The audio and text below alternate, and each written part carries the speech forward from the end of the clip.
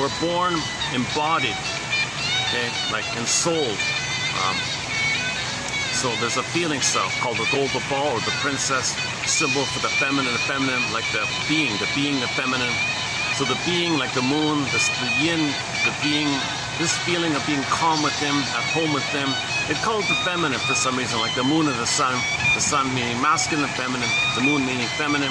So doing from the being, doing. Your doing comes from the being. You have your being, your doing comes from the being. The being is heart-lived, ethical, moral, virtuous, normal. So that's a regular state of affairs to do from your being. Now, if the being is wounded, then your doing is distorted, says Woodman. Kristen Wilson's line is, if you're not in your body, if you don't feel embodied, then you're not making sense because you don't have your sense of self. Not making sense, literally. And it's disembodied discourse that causes all these problems. Because the disembodied discourse is, we're scrambling, trying to figure out how to get back our development, how to get back, undo developmental trauma, and resume development, have our identity and feelings. So we're recreating in the present to know the story of the past so we can mourn.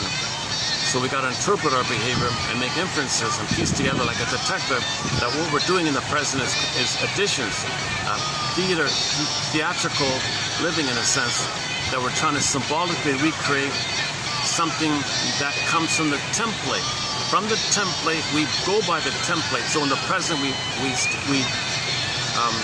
create a contemporary, like a theater thing. So you cast people into roles. You might play yourself and find someone to play a parent and then interact through that lens.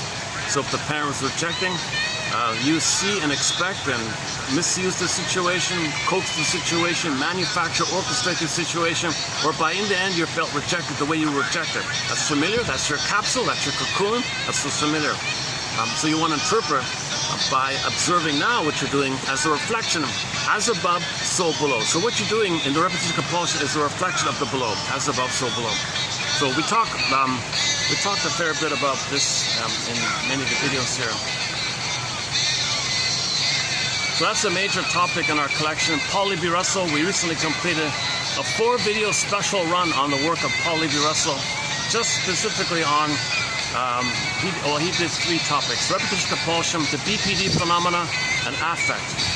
So repetition compulsion means you're living in the past. In the past, you couldn't develop because you didn't get a secure attachment style needed to develop. Now when you develop, you get your identity. When you develop, you get your feelings, a wide range of feelings, needed feelings, appropriate feelings, aliveness of feelings. Okay, that's all missing.